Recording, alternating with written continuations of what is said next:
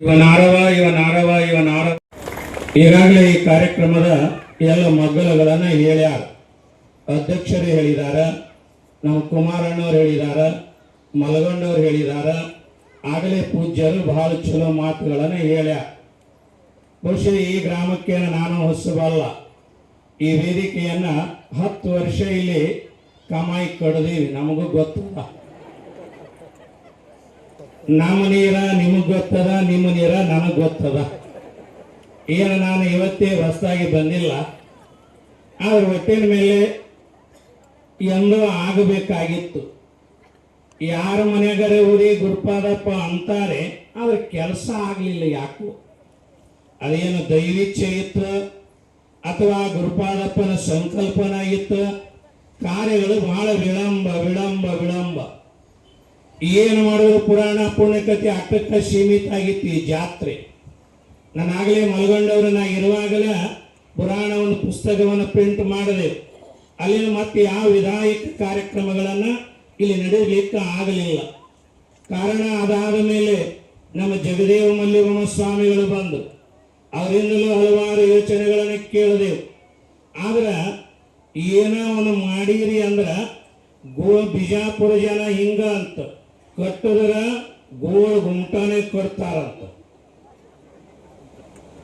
ನೋಡಿ, 1 ಕೋಟಿ ರೂಪಾಯಿ ಕಟ್ಟಾಕತ್ತೀವ್ರಿ ಮುತ್ಯಾರ, ನಮ್ಮ ಗ್ರಾಮಕ್ಕೆ ಬರ್ಬೇಕಂತ ಇಲ್ಲಿ ಯುವಕರು ಬಂದ್ರು ನನ್ನ ಹತ್ತಿರ. ನಾಂದೇ ಒಮ್ಮದೊಮ್ಮೆ ಇದೇ ನಿಮಿಷಿರಿ ಅಂದೆನ. ಕಾರಣ ಒಳ್ಳೆ ಕೆಲಸ ಮಾಡಾಕತ್ಯಾರ. ಬಹಳ ವೇಳೆಯನ್ನು ನಾನು ಹೇಳಲ್ಲ. ಬಹುಶಃ ಇಷ್ಟೆಲ್ಲ ಒಳ್ಳೇದು ಮಾಡಿರಿ ಅಂದಮೇಲೆ ನೀವು ಹೆಂಗಿದ್ದೀರಿ ಹಂಗೆ ಕೆಲಸ ನಡೀತದ. ನೆನಪಿಟ್ಟುಕೋ, ಯಥಾ ರಾಜ ತಥಾ ಪ್ರಜಾ ಅಂತ. ಈಗ ಎಲ್ಲ ಏಳೆಗಳು ಮುಗಿದಾವೆ. ಇಲ್ಲಿ ನಾವು 2-3 ಕಮಿಟಿಗಳನ್ನು ನೋಡಿದ್ದೇವೆ. ಎಲ್ಲರನ್ನ ಏರು ಪೇರುಗಳನ್ನು ಕಂಡೀವಿ. ಆದರೆ ಈಗಿರುವ ಕಮಿಟಿ ಒಳ್ಳೆಯ ನಿರ್ಧಾರವನ್ನು ತಗೊಂಡಾರೆ. ಆದರೆ ಆ ನಿರ್ಧಾರ ಬಲವತ್ತರವಾಗಿ ಆಗಲೇ ಪಟ್ಟಿ ಮಾಡಿದ್ದಾರೆ. ನಾವು ಹೆಂಗಿರ್ತೀವಿ ಅನ್ನೋದಕ್ಕೆ ಈ ಕಮಿಟಿಯವ್ರು ಏನು ಹಾಕ್ತಾರ, ಜನ ಹಂಗೆ ನಡಿಲಿಕ್ಕೆ ಬರ್ತಾ ಇದೆ ನಮ್ಮ. ಅದಕ್ಕೆ ಬಂತನಾಳದ ಅಪ್ಪಗಳು ಮ್ಯಾಲಿನ ಮೇಲೆ ಒಂದು ಕಥೆ ಹೇಳ್ತಿದ್ರು. ಯಥಾ ರಾಜ ತಥಾ ಪ್ರಜಾ ಅಂತ ಹೇಳಿ. ಅವ ರೈತನಿಗೆ ಬಿತ್ತ ಬೀಜ ಬೇಕಾಗಿದ್ದು. ಸಾವುಕಾರ ಮನೆಗೆ ಹೋದ, 10 ರೂಪಾಯಿ ಶೇರ ಅಂದ್ರೆ ಅವನ್ 100 ರೂಪಾಯಿ ಕೊಟ್ಟ. ಮಾರನೇ ದಿನ ಒಯ್ತೀನ್ರಿ 10 ಮುಳಿಗೆ ಅದಂತ ಹೋದ. ಮಾರನೇ ದಿನ ರೈತ ಬಂದ. ಆ ಸಾವುಕಾರ ಬೀಜನ ಅಳ್ಯಾಕತ್ತ. ಅವ ಹೆಂಗ ಅಳ್ಯಾಕತ್ತಂದ್ರ ಎಲ್ಲರೂ ಅಳಿಯಂಗ ಅಳದಿದ್ರ ಇಲ್ಲಿ ಹೇಳಕ್ ಕೆಲಸ ಇರಲಿಲ್ಲ. ಅವ ಶೇರ ಡಬ್ಬ ಹಾಕಿ ಅಳ್ಯಾಕತ್ತ. ಸಾವುಕಾರ ಶೇರ ಡಬ್ಬ ಹಾಕಿ ಅಳ್ಯಾಕತ್ತ. ರೈತ ಅಂತಾನೆ, ಎಣ ಹಿಂಗಲ್ಲ, ಶೇರಿನ ಮುಖ ಮ್ಯಾಲ ಮಾಡಿ ಅಳಿಬೇಕ, ಹಿಂಗ ಅಳಿಬಾರ್ದ್ರಿ ಎಂದ. ಅವ ಸಾವುಕಾರ ಅಂದ, ನಾ ಹಳೆಯದ ಹಿಂಗ ಅಂದ. ಇವಕ್ಕೇನು ಹೇಳ್ತೀರಿ? ನಾ ಹಳೆಯದ ಹಿಂಗ. ಅವಾಗ ಆ ರೈತ ಏನು ಮಾಡ್ದ, ದಾರ್ಯಾಗ ಒಬ್ಬ 80 ವರ್ಷದ ಯಜಮಾನ್ ಅಂಟಿದ್ದ. ಅವನಿಗೆ ಕರೆದ, ಈ ಸಾವುಕಾರ ಜನ ಬುದ್ಧಿ ಹೇಳ್ರಿ ಅಂದ. ಅವ ಬುದ್ಧಿ ಹೇಳ್ದ, ನೋಡಪ್ಪ, ರೈತನಿಗೆ ಬಿತ್ತ ಬೀಜ ಅನ್ಯಾಯ ಆಗಬಾರ್ದು. ಶೇರ ಡಬ್ಬ ಹಾಕಿ ಅಳಿಬೇಡ, ಶೇರ ಅಡ್ಡ ಹಾಕಿ ಅಳಿ ಅಂದ್ಬಿಟ್ಟ. ಅವ ಸುಮ್ಮ ಡಬ್ಬ ಹಾಕಿ ಅಳದ್ರ ಒಂದು 4 ಕಾಲರ ಬರ್ತಿದ್ದು. ಇದಕ್ಕೆ ಬುದ್ಧಿ ಹೇಳಂದ್ರ ಅಡ್ಡ ಹಾಕಿ ಅಳಿ ಅಂತಲ್ಲ. ಈ ನ್ಯಾಯ ಎಲ್ಲಿ ಹೋಯ್ತ್ರಿ? ರಾಜನ ಮುಂದೋಯ್ತು. ರಾಜ ಏನಾಗ್ಯಾರ, ನೀರು ಶೇರ ಡಬ್ಬ ಹಾಕಿ ಅಳಿತಾರ, ಬುದ್ಧಿ ಹೇಳಂದ್ರ ಅಡ್ಡ ಹಾಕಿ ಅಳಿತಾರ. ರಾಜ ನೀವ ನ್ಯಾಯ ಕೊಡಿಸ್ರಿ ಅಂದ. ಅವ ರಾಜ ಅಂದ, ಡಬ್ಬ ಹಾಕಿನೂ ಅಳಿಬೇಡ, ಅಡ್ಡ ಹಾಕಿನೂ ಅಳಿಬೇಡ, ಶೇರಿನ ತಳ ತೆಗೆದು ಅಳಿ ಅಂದನಂತ.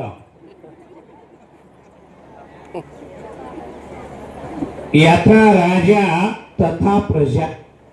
ನಾವು ಹೆಂಗೆ ಇರ್ತೀವಿ, ನಮ್ಮ ಪರಂಪರೆ ನಮ್ಮ ಸಂತತಿ ಬೆಳಿಲಿಕ್ಕೆ ಸಾಧ್ಯತೆ ಅದ.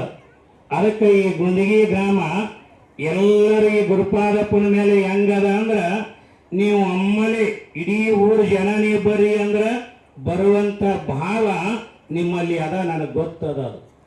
ಅಂತ ಭಾವ ಇಟ್ಕೊಂಡ ಈ ಮಠದ ನಿರ್ಮಾಣ ಕಾರ್ಯವನ್ನ ಏನು ಬಹಳ ಒಳ್ಳೆ ಸುಂದರವಾಗಿ ಮುರುಡೇಶ್ವರ ಶಿಲ್ಪಿಗಳಿಗೆ ಕೊಟ್ಟಿದ್ದೀರಿ. ನಾನಾಗಲೇ ನೀಲಿ ಲಕ್ಷೆಯನ್ನ ನನಗೆ ಭಿನ್ನ ಕೊಡಕ್ಕೆ ಬಂದಾಗನ ಅದನ್ನು ತೋರಿಸಿದರು. ಒಳ್ಳೆಯ ಕೆಲಸಕ್ಕೆ ನೀವು ಕೈ ಹಾಕಿದ್ದೀರಿ. ಒಳ್ಳೆಯದನ್ನ ಯಾವತ್ತೂ ನಿಲ್ಲಲ್ಲ, ಒಳ್ಳೆ ಕಾರ್ಯ ಎಲ್ಲಿನೂ ನಿಲ್ಲಲ್ಲ. ಕೆಲವು ದಿನ ಏರುಪೇರುಗಳು ಆಗಿರ್ತಾವೆ ಅಟ್ಟಿ. ಹಂಗ ಕೊನೆಗೆ ಎಲ್ಲ ಮನೆಯರು ಹೇಳಿದ್ರಲ್ಲ, ಏನ ಅಧರ್ಮಗಳು ನಡೆದ್ರೂ ಕೊನೆಗೆ ಜಯ ಇರೋದಕ್ಕೆ ಧರ್ಮಕ್ಕ ಜಯ, ಧರ್ಮಕ್ಕ ಜಯ ಅಂತ ಎಲ್ಲ ಪರಂಪರೆಯನ್ನಿಟ್ಕೊಂಡ ಗುಂದಿಗೆಯ ಗ್ರಾಮದ ಎಲ್ಲ ಹಿರಿಯರು ಯುವಕರು ಒಳ್ಳೆ ಕಾರ್ಯಕ್ರಮವನ್ನ ಈ ಮಂದಿರ ನಿರ್ಮಾಣ ಹಾಕಿಕೊಂಡಿದ್ದೀರಿ. ಈ ಕಾರ್ಯ ಯಶಸ್ವಿ ಆಗಲಿ ಅಂತ ತಿಳ್ಕೊಂಡ ತಮ್ಮೆಲ್ಲರಿಗೆ ಹೇಳುವುದರ ಜೊತೆಗೇನೆ ನನಗೆ ನಮ್ಮೂರು ದಾಟಿ ಒಂದು 15-20 ಕಿಲೋಮೀಟರ್ದಲ್ಲಿ ಪ್ರವಚನ ಕಾರ್ಯಕ್ರಮ ಇರೋದರಿಂದ ಅಲ್ಲಿ ಇವತ್ತು ಮುತ್ತೈದೆಯರ ಉಡಿ ತುಂಬುವಂತಹ ಕಾರ್ಯಕ್ರಮ 6 ಗಂಟೆಗೆ ನಿಗದಿಯಾಗಿರೋದರಿಂದ ನನಗಾಗಲೇ ಹಿರಿಯರು ಹೇಳಿದರು, ಇಲ್ರಿ ಮುತ್ಯಾರ ನೀವು ಬರೋದ ಅಡಿಗೆಗಳು ಮಾಡೋದು ಹೋಗೋದು ಅಂದರು. ಕರ್ಕೊಂಬರಾಗ ಬಹಳ ಚಂದ ಹೇಳಿದ್ರಿ ಅವ. ಇಲ್ಲಿ ಬಂದು ನೋಡ್ತೀನಿ ಪೆಂಡಾಲ ಮಾಯಿಕ ಮಂದಿ ಆದ್ರೆ ಎಷ್ಟು ಜಾಂಡ್ ಅದಾರ ಅಂದ್ರ ಯಾರಿಗೆ ಬರೋದು ಯಾರಿಗೆ ಟಚ್ಚಿಟ್ಟಿಲ್ರಿ ಇವರು. ನಾ ಯಾರು ಬರ್ತಾರನ ನೀವು ಒಬ್ರಿ ಅಂದ್ರೆ ನನಗೆ ಹವ ಹಾಕುದು. ಇವ್ರಿಗೆ ಕೇಳಿದೆ ನೀ ಹೆಂಗ್ ಬಂದಿರಿ ಏನ್ದೇನ ಇವ್ರಿಗೆ ಚಿಣಮಗಿರಿ ಅಪ್ಪರಿಗೆ. ನಾನು ಒಬ್ಬನಾರು ಏನ್ದಾರ ಅಂದ್ರೆ ಅವ್ರು ನನಗ ನೋಡಿ ಎಷ್ಟು ಶಾಣ್ಯರಾಗಿರಿ ಗುಂದಿಗಿಯವ್ರು. ಒಟ್ಟು ಹಂಗಾರ ಮಾಡಿ ಇಲ್ಲಿ ಕೂಡಿಸ್ಬೇಕಾಗಿತ್ತು. ಇದೇನ ಕೆಟ್ಟಕ್ಕಲ್ಲ, ಪ್ರೀತಿ. ಇಲ್ಲಿ ಯಾರ್ಯಾರು ಮೊದಲ ಇದಕ್ಕೆ ಹೆಜ್ಜೆಯ ಗುರುತುಗಳನ್ನು ಇಟ್ಟು ಹೋಗ್ಯಾರಲ್ಲ ಅವ್ರ ನೆನಪಿಟ್ಟು ಕರೆಸಿರಲ್ಲ. ಇದು ಬಹಳ ದೊಡ್ಡದು.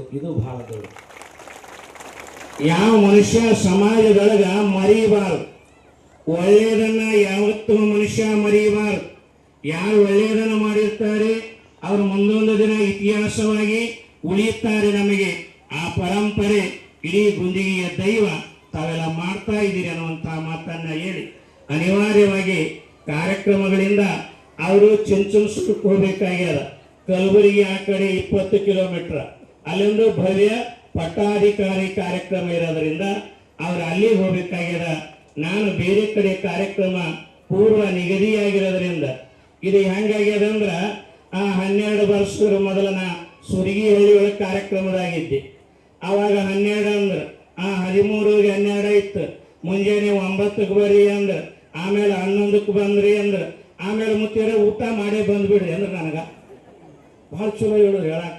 ಕಾರಣ ಏನಂದ್ರೆ ಸಮಯ ಸ್ವಲ್ಪ ಏರುಪೇರುಗಳ ಪೂಜ್ಯರ ಬೆಳಗಾವಿಯಿಂದ ಬರೋದ್ರಿಂದ ಸಮಯದೊಳಗೆ ಬದಲಾವಣೆಗಳಾಗಿದಾವ. ಏನೇ ಆದ್ರೂ ನಮ್ಮದು ಅನ್ನುವಂತಹ ಪ್ರೀತಿಯ ಆ ಭಾವಕ್ಕೆ ಬಂದ ಮತ್ತೆ ಬಹಳ ದಿನದ ಮೇಲೆ ನಿಮ್ಮೆಲ್ಲರನ್ನು ನೋಡಿ ನಮಗೂ ಬಹಳ ಖುಷಿ ಆಯ್ತು, ಆನಂದವಾಗಿದೆ. ಈ ಕಾರ್ಯಕ್ರಮ ಈ ಮಂದಿರ ಉತ್ತರೋತ್ತರವಾಗಿ ಬೆಳೀಲಿ ಅಂತ ಹಾರೈಸಿ ನನ್ನ 2 ಮಾತುಗಳಿಗೆ